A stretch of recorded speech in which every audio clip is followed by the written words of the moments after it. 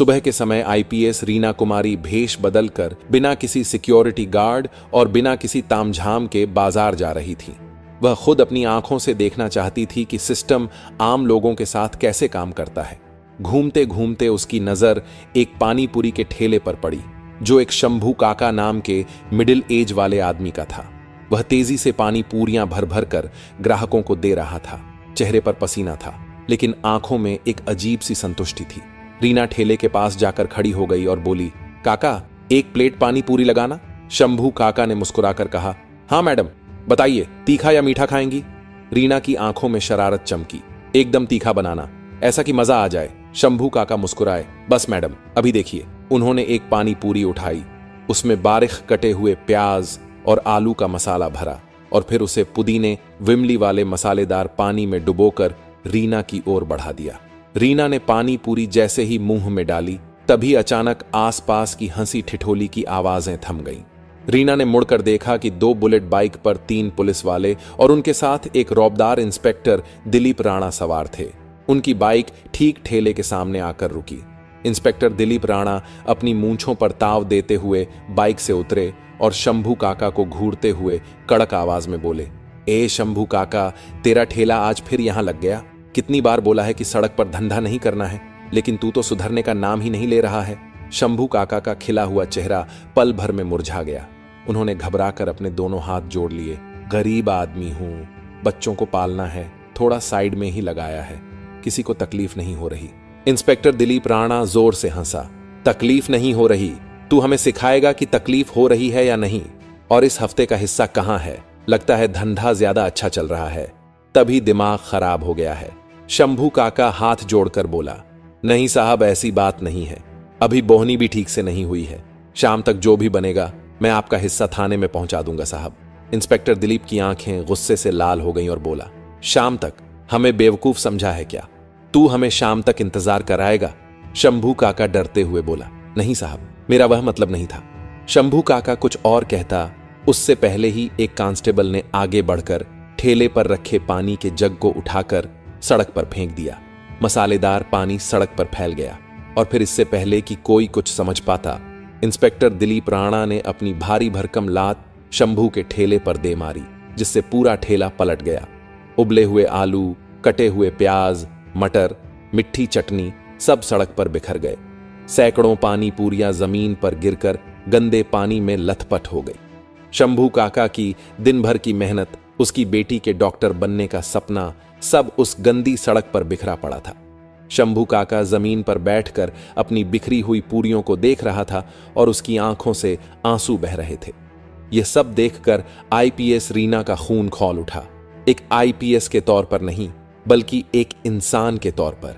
वह एक कदम आगे बढ़ी और अपनी आवाज को जितना हो सके सख्त बनाते हुए बोली, यह क्या तरीका है? किसी गरीब की रोजी रोटी को इस तरह लात मारते हुए आपको शर्म नहीं आती? रीना की आवाज सुनते ही इंस्पेक्टर दिलीप राणा और उसके साथी चौंक कर उसकी तरफ मुड़े। दिलीप राणा ने रीना को ऊपर से नीचे तक घूर कर सोचने लगा कि एक मामूली सी सूट पहनी औरत मुझे कानून सिखाने की हिम्मत कर रही है। दिलीप राणा हंसते हुए बोला, ओहो, तो देखो जरा आज समाज सेवा करने कौन आया है। अरे मैडम, तुम कौन हो? इसके रिश्तेदार हो जाओ, अपना काम करो, ज्यादा नेतागिरी मत यहां झाड़ो। कांस्टेबल अर्जुन सिंह ने भी हंसकर कहा, लगता है मैडम नई नई इस शहर में आई हैं, इन्हें पता नहीं इंस्पेक्टर दिलीप राणा साहब कौन हैं। रीना ने गहरी सांस ली और बोली, मैं कोई भी हूं, लेकिन इस देश की नागरिक हूं। मैं पूछ रही हूं, किस कानून ने आपको यह हक दिया कि आप किसी की मेहनत को ऐसे बर्बाद करें? यह गरीबों पर जुल्म नहीं तो और क्या है? जुल्म। यह सुनकर दिलीप राणा का पारा चढ़ गया। वह भीड़ के सामने चीखे, रुक, तुझे अभी कानून सिखाता हूं। अगले ही पल बिना किसी चेतावनी के उन्होंने रीना के गाल पर एक जोरदार थप्पड़ जड़ दिया। आवाज इतनी तेज थी कि एक पल को जैसे वक्त रुक गया। रीना के गाल पर 5 उंगलियों के लाल निशान उभर आए। भीड़ अवाक थी। किसी को यकीन नहीं हुआ कि एक पुलिस वाले ने खुले बाजार में एक औरत पर हाथ उठा दिया। शंभू काका तो जैसे सदमे में चले गए थे, लेकिन पुलिस वालों को इससे कोई फर्क नहीं पड़ा। वे जोर जोर से हंसने लगे। बढ़िया है, बड़ी कानून सिखाने आई थी। इंस्पेक्टर दिलीप राणा ने अपनी हथेली झाड़ते हुए कहा, अब पता चला पुलिस से जुबान लगाने का नतीजा। रीना ने अपना गाल सहलाया। दर्द से ज्यादा उसे बेइज्जती महसूस हो रही थी, लेकिन उसके अंदर का गुस्सा अब आग बन चुका था। तभी एक सिपाही ने उसकी कलाई पकड़ ली। साहब, ले चलें इसे थाने? राणा गरजे। हाँ, ले चलो, वहीं इसकी सारी अकड़ निकाल दूंगा। भीड़ अब भी चुप थी। किसी की हिम्मत नहीं थी इंस्पेक्टर के खिलाफ आवाज उठाने की। हर आंख में पुलिस का डर साफ दिख रहा था। रीना को एहसास हुआ कि अब स्थिति गंभीर है। मन में आया कि अपनी असली पहचान बता दे, बस एक फोन करना है और ये चारों उसके कदमों में होंगे। लेकिन फिर उसने सोचा, अगर मैंने अब बता दिया कि मैं आईपीएस हूं तो ये सब डर के मारे मेरे आगे पीछे घूमेंगे। लेकिन उस आम औरत का क्या, जिसके पास आईपीएस का टैग नहीं है? उसने मन ही मन फैसला किया, मैं अभी अपनी पहचान नहीं बताऊंगी। मुझे देखना है कि यह सिस्टम एक आम बेसहारा औरत के साथ कितनी नीचता तक गिर सकता है। वह चुप रही। पुलिस वालों ने उसे धकेलते हुए गाड़ी में बिठाया और गाड़ी थाने की ओर चल पड़ी। रीना खामोश बैठी रही, चेहरा शांत, लेकिन आंखों में तूफान था। रास्ते भर पुलिस वाले बेहुदा मजाक करते रहे। अरे, यह औरत तो बहुत तेज निकली, लगता है किसी बड़े घर की है। अरे नहीं रे, बड़े घर की होती तो भिखारियों की तरह पानी पूरी खाती, जरूर किसी के साथ भाग कर आई होगी। हाँ हाँ, थाने चलने दे, सारी हेकड़ी निकाल देंगे। रीना ने सब सुना, लेकिन एक शब्द नहीं बोली। हर चेहरे को, हर नाम को अपने जहन में कैद कर रही थी। थाना पहुंचते ही उसे लगभग घसीट कर उतारा गया। इंस्पेक्टर राणा चिल्लाए, डालो इसे लॉकअप में। एक महिला कांस्टेबल ने उसे पकड़कर औरतों के लॉकअप में धकेल दिया और बाहर से लोहे का दरवाजा बंद कर दिया। लॉकअप के भीतर माहौल किसी नर्क से कम नहीं था।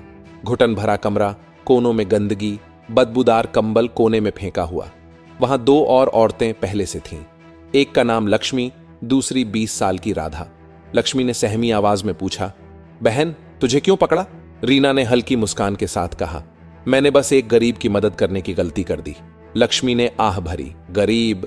इस देश में गरीबों की कोई जगह नहीं बहन। कानून सिर्फ अमीरों के लिए है। अगर तेरे पास पैसे नहीं या पहचान नहीं तो ये तुझे बहुत सताएंगे। दूसरी लड़की, जिसका नाम राधा था, रोते हुए बोली, दीदी, मैंने बस अपनी पसंद के लड़के से शादी करने की सोची थी। मेरे घर वालों ने ही मुझे पुलिस से पकड़वा दिया। ये लोग सुबह से पीट रहे हैं, कह रहे हैं कि कबूल कर, तूने चोरी की है। रीना का दिल दहल गया।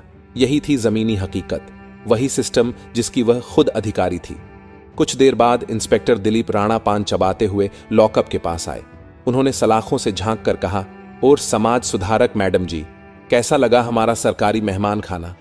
रीना ने आंखों में आंखें डालकर कहा, इंस्पेक्टर, तुमने अच्छा नहीं किया, तुमने अपनी वर्दी का अपमान किया है। राणा हंसे और थूकते हुए बोले, वर्दी का पाठ मुझे मत पढ़ा, चुपचाप इस कागज पर साइन कर दे। इस पर लिखा है, तूने सरकारी काम में बाधा डाली और नशे में हंगामा किया। रीना बोली, मैं किसी झूठे कागज पर साइन नहीं करूंगी, मैंने कोई गलती नहीं की है। राणा गुर्राए, नहीं करेगी? तब ठीक है, यही मच्छर काटेंगे, तब अक्ल ठिकाने आएगी। या फिर दूसरा तरीका भी है हमारे पास, बताओ, मंजूर है? रीना समझ गई कि उसका इशारा कहां है। उसने कहा, अपनी औकात में रहो इंस्पेक्टर, मैं साइन नहीं करूंगी। दिलीप राणा गुर्राया, ठीक है। अर्जुन, इसे अंदर ले जाओ और समझाओ कि पुलिस की बात ना मानने का अंजाम क्या होता है। 2 सिपाही अंदर आए। चल बाहर निकल। रीना बोली, मैं बेकसूर हूं। एक सिपाही ने उसके बाल पकड़कर खींचा। साहब बुला रहे हैं। रीना दर्द से चिल्लाई, छोड़ो मुझे, यह गलत है। सिपाही ठहाका मारकर बोला, बड़ी आई न्याय की देवी, यहां हमारा कानून चलता है। उन्होंने रीना को घसीटते हुए एक अंधेरे कमरे में ले जाकर फेंक दिया। वह गिर पड़ी, सूट का पल्लू खुल गया। इंस्पेक्टर दिलीप राणा हाथ में लकड़ी का डंडा लिए अंदर आए। अब बता, साइन करेगी या यह डंडा तेरी सारी समाज सेवा निकाल देगा? रीना ने आंखों में गुस्सा भरकर कहा, मारो मुझे, लेकिन याद रखना, हर एक चोट का हिसाब देना होगा तुम्हें। राणा हंसे, कौन लेगा हमसे हिसाब? तू? दिलीप ने रीना को फिर लॉकअप में डाल दिया गया, लेकिन अब उसका संकल्प और मजबूत हो चुका था। आधी रात को उसे 2 बासी रोटियां और पानी जैसी दाल दी गई। बदबूदार कंबल, मच्छरों का हमला और औरतों की सिसकियां। वह सो नहीं पाई। सोचती रही, यह रात मेरे लिए एक सबक है, यह मेरे काम की असली परीक्षा है। सुबह की किरणें खिड़की से आईं तो रीना के गाल पर थप्पड़ का निशान नीला पड़ चुका था। तभी इंस्पेक्टर दिलीप राणा फिर आए। वह बोले, अबे आज तेरी किस्मत अच्छी है, चल तेरी जमानत हो गई। रीना चौंकी, मेरी जमानत किसने कराई? राणा हंसे, कोई पत्रकार है, कल रात का तमाशा किसी ने उसे बता दिया होगा। तेरे जैसे लोगों को बचाने कोई ना कोई मूर्ख आ ही जाता है। चल निकल यहां से। रीना को लॉकअप से बाहर निकाला गया। बाहर पुलिस स्टेशन के वेटिंग एरिया में एक नौजवान लड़की कैमरा लिए खड़ी थी। वह शायद किसी लोकल न्यूज चैनल की रिपोर्टर थी। उसका नाम शेफाली था। शेफाली ने शायद शंभू काका से या भीड़ में से किसी से खबर पाली थी। शेफाली ने रीना को देखते ही अपना कैमरा ऑन कर दिया। मैडम, आप पर क्या आरोप लगाया गया है? इससे पहले कि शेफाली अपना सवाल पूरा करती, कांस्टेबल अर्जुन सिंह ने उसे धकेल दिया। कैमरा बंद कर, चल भाग यहां से। ये पुलिस स्टेशन है, कोई न्यूज रूम नहीं। इंस्पेक्टर दिलीप राणा भी बाहर आ गया और बोला, चल बे औरत, निकल यहां से। जमानत मिल गई ना, अब ज्यादा तमाशा मत कर। रीना वहीं खड़ी रही। उसकी नजरें थाने में इधर उधर घूम रही थीं। थोड़ी दूर पर वहीं बूढ़ी महिला रोती हुई गिड़गिड़ा रही थी, साहब मेरे बेटे को छोड़ दो, वह बेकसूर है। लेकिन वहां बैठा दरोगा उसे धमका रहा था, भाग यहां से बुढ़िया, वरना तुझे भी पोते के साथ अंदर डाल दूंगा। यह देखकर रीना का सब्र का बांध टूट गया। बस बहुत हो गया। इंस्पेक्टर दिलीप राणा ने रीना को घूरते हुए कहा, खड़ी क्यों है, दफा हो जा। रीना ने गहरी सांस ली। वह धीरे से इंस्पेक्टर दिलीप राणा की तरफ मुड़ी। उसकी आवाज ठंडी, शांत, लेकिन तेल की तरह सख्त थी। इंस्पेक्टर दिलीप राणा, जो उसे दफा हो जा कहने वाला था, एक पल के लिए चिटक गया। इसे मेरा पूरा नाम कैसे पता? रीना ने अपनी नजरें कांस्टेबल अर्जुन सिंह पर गड़ाईं। कांस्टेबल अर्जुन सिंह। फिर उसने बाकी दो सिपाहियों को देखा, कांस्टेबल मोरे और कांस्टेबल शिंदे। अब चारों के चेहरे पर हवाइयां उड़ने लगीं। शेफाली भी हैरान थी, यह सब क्या हो रहा है? तभी रीना ने अपने सूट में से एक छोटा साधारण सा मोबाइल फोन निकाला। यह उसका पर्सनल अनऑफिशियल फोन था। पुलिस वालों के चेहरे पीले पड़ गए। उन्हें लगा कि यह किसी को फोन करके बुला रही है। इंस्पेक्टर दिलीप राणा चिल्लाया, अबे फोन छीन ले इसका। कांस्टेबल अर्जुन सिंह जैसे ही आगे बढ़ा, रीना ने अपनी उंगली उठाकर उसे रोक दिया। उसकी आवाज में अब वह अधिकार था जो किसी आम औरत में नहीं हो सकता। अपनी जगह पर खड़े रहो। कांस्टेबल अर्जुन सिंह के कदम वहीं जम गए। रीना ने एक नंबर डायल किया। फोन स्पीकर पर था। घंटी बजी। वह कमिश्नर ऑफिस में कॉल लगा रही थी। इंस्पेक्टर दिलीप राणा और अर्जुन सिंह की आंखें फटी रह गईं। रीना ने शांत आवाज में कहा, कमिश्नर साहब से बात कराइए, कहिए आईपीएस रीना कुमारी लाइन पर हैं। रिसेप्शनिस्ट की आवाज घबराई हुई आई, जी मैडम, 1 मिनट। कुछ ही सेकंड में फोन पर एक भारी आवाज आई, रीना जी, आप सब ठीक हैं? आपने इस नंबर पर फोन किया? रीना की नजरें अब भी दिलीप राणा पर टिकी थीं, जो पसीने से तरबतर हो रहा था और कांप रहा था। रीना ने कहा, नहीं सर, सब ठीक नहीं है। मैं इस वक्त कोथरोड पुलिस स्टेशन में हूं। मैं यहां की मेहमान थी, रात भर आपके लॉकअप में गुजारी है। फोन के दूसरी तरफ सन्नाटा छा गया। कमिश्नर को लगा उन्होंने गलत सुना है। क्या आप लॉकअप में थीं? मजाक कर रही हैं मैडम आप? रीना ने ठंडे स्वर में कहा। इंस्पेक्टर दिलीप से पूछ लीजिए सर, उन्होंने कल रात मुझ पर हाथ भी उठाया था। बाकायदा हथकड़ी लगाकर मुझे यहां लाया गया। मैं चाहूंगी कि आप तुरंत अपनी इंटरनल अफेयर्स की टीम के साथ यहां पहुंचे, और हां, एसएसपी साहब को भी साथ लेते आइएगा। यहां सिस्टम में कुछ ज्यादा ही गंदगी फैल गई है, उसे साफ करना है। जी मैडम, मैं बस 5 मिनट में पहुंच रहा हूं। कमिश्नर की घबराई हुई आवाज आई और फोन कट गया। अब पुलिस स्टेशन में मौत जैसा सन्नाटा था। इंस्पेक्टर दिलीप राणा का चेहरा सफेद पड़ चुका था। उसके हाथ पैर कांप रहे थे। वो हकलाते हुए बोला, मैडम, आप कौन हैं? रीना कुमारी ने अपने बिखरे हुए बालों को एक झटके से संवारा, 2 कदम आगे बढ़ी और दिलीप राणा की आंखों में आंखें डालकर बोली, मैं रीना कुमारी, इस जिले की आईपीएस अधिकारी हूं। ये 2 शब्द नहीं थे, ये दिलीप राणा और उसके साथियों के लिए मौत का फरमान थे। दिलीप राणा के हाथ से डंडा छूटकर जमीन पर गिर गया। कांस्टेबल अर्जुन सिंह जैसे पत्थर का बन गया था। शेफाली का कैमरा अब भी ऑन था। उसका दिमाग घूम गया था। जिले की आईपीएस अधिकारी भेष बदल कर आईं और पुलिस ने उन्हें पीटा। यह तो सदी की सबसे बड़ी खबर थी। दिलीप राणा की जुबान लड़खड़ा रही थी। हमसे गलती हो गई मैडम, हमें पता नहीं था। वह घुटनों के बल गिरने ही वाला था कि रीना ने अपनी आवाज से उसे रोक दिया। खड़े रहो इंस्पेक्टर। उसकी आवाज में इतना रोब था कि दिलीप राणा वहीं जम गया। ठीक 5 मिनट बाद थाने के बाहर सायरन की आवाजों का पूरा काफिला गूंज उठा। 1-2 नहीं, करीब आधा दर्जन गाड़ियां जोर से ब्रेक लगाकर रुकी। गाड़ियों से पुलिस के बड़े बड़े अफसर उतरे। सबसे आगे खुद एसपी साहब, उनके पीछे एसएसपी और कई दूसरे सीनियर अधिकारी। वे सब लगभग दौड़ते हुए थाने के अंदर आए। अंदर का नजारा देखकर सब विस्मित रह गए। जिले की आईपीएस अधिकारी रीना कुमारी एक मामूली सी साड़ी में खड़ी थी। उनके गाल पर थप्पड़ का नीला निशान साफ दिख रहा था। साड़ी पर धूल लगी थी, बाल बिखरे हुए थे। एसपी साहब ने रीना कुमारी को देखते ही जोर से सैल्यूट ठोका। मैडम, ये क्या हो गया? उनके पीछे खड़े एसएसपी और बाकी अफसरों ने भी फौरन सैल्यूट किया। थाने का स्टाफ, जो अब तक तमाशा देख रहा था, डर के मारे अटेंशन की मुद्रा में खड़ा हो गया। जिस इंस्पेक्टर दिलीप राणा ने कल रात आईपीएस को थप्पड़ मारा था, वह अब थर थर कांप रहा था। रीना ने एसपी की तरफ देखा और बोली, कमिश्नर साहब, कल रात मैंने अपनी आंखों से देखा कि आपकी पुलिस आम जनता के साथ कैसा सलूक करती है। उसने शंभू काका के ठेले की पूरी घटना बताई और कहा, जब मैंने उन्हें रोकने की कोशिश की तो आपके इस बहादुर इंस्पेक्टर ने मुझ पर हाथ उठाया, सिर्फ इसलिए कि मैंने गरीब के हक में आवाज उठाई। एसपी का चेहरा गुस्से और शर्मिंदगी से लाल हो गया। उन्होंने दिलीप राणा को घूर कर देखा। दिलीप राणा अब तक जमीन पर घुटनों के बल गिर चुका था। वह दोनों हाथ जोड़कर गिड़गिड़ा रहा था। मैडम, मुझे माफ कर दीजिए, मेरे बच्चों का वास्ता है, मुझसे भूल हो गई, मैं आपको पहचान नहीं पाया। रीना की आंखें आग उगल रही थीं। बस यही तो दिक्कत है, वह जोर से गरजी। तुमने मुझे इसलिए नहीं पीटा कि मैंने कोई जुर्म किया था, तुमने मुझे इसलिए पीटा क्योंकि मैं एक आम औरत दिख रही थी। अगर मैं आईपीएस की वर्दी में होती तो क्या तुम मुझे कल रात उस कमरे में पीटते? क्या तुम मुझे झूठे केस में फंसाकर लॉकअप में बंद करते? बोलो दिलीप राणा। दिलीप के पास कोई जवाब नहीं था। वह बस माफ कर दो मैडम रट रहा था। रीना ने लॉकअप में बंद लक्ष्मी और राधा की तरफ इशारा किया। कमिश्नर साहब, उन औरतों का क्या उनका कोई हक नहीं है? यह पूरा थाना आपकी नाक के नीचे जुल्म का अड्डा बना हुआ है। शेफाली यह सब रिकॉर्ड कर रही थी। यह पूरा ड्रामा लाइव जा रहा था। रीना ने सख्त लहजे में आदेश दिया, कमिश्नर साहब, इंस्पेक्टर दिलीप राणा, कांस्टेबल अर्जुन सिंह और उनके साथ कल रात ड्यूटी पर मौजूद दोनों सिपाहियों को मैं तत्काल प्रभाव से निलंबित करने का आदेश देती हूं। और सिर्फ सस्पेंशन नहीं, इन सब के खिलाफ एफआईआर दर्ज होगी। मुझ पर हाथ उठाने के लिए, सरकारी कार्य में बाधा डालने के लिए, एक महिला को रात भर गैर कानूनी तौर पर हिरासत में रखने और धमकाने के लिए, और हां, शंभू काका के ठेले को जो नुकसान हुआ है उसकी भरपाई भी इन्हीं की तनख्वाह से की जाएगी।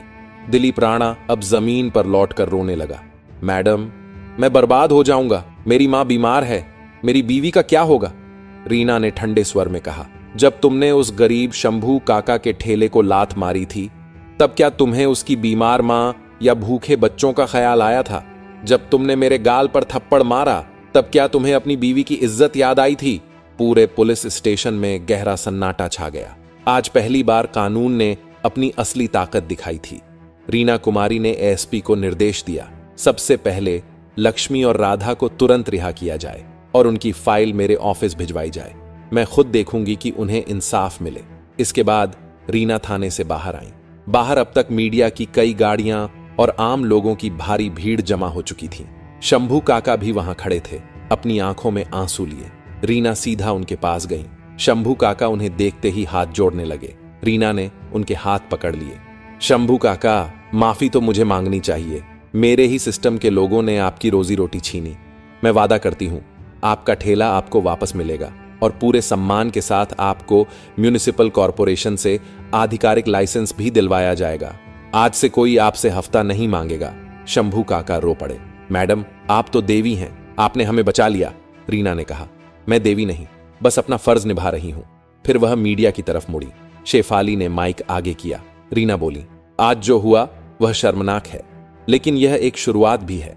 मैं इस शहर के हर नागरिक को यह भरोसा दिलाना चाहती हूं कि कानून से ऊपर कोई नहीं है, ना कोई नेता, ना कोई अफसर और ना ही कानून के रखवाले। अगर पुलिस जनता की रक्षक बनेगी तो हम उसे सलाम करेंगे, लेकिन अगर वह भक्षक बनेगी तो उसे बख्शा नहीं जाएगा। मैं चाहती हूं कि इस थाने के हर कोने में सीसीटीवी कैमरे लगाए जाएं और हर हफ्ते उनकी फुटेज की जांच हो।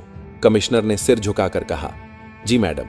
इंस्पेक्टर दिलीप राणा और उसके साथी अब हथकड़ी लगाकर पुलिस की जीप में बिठाए जा रहे थे।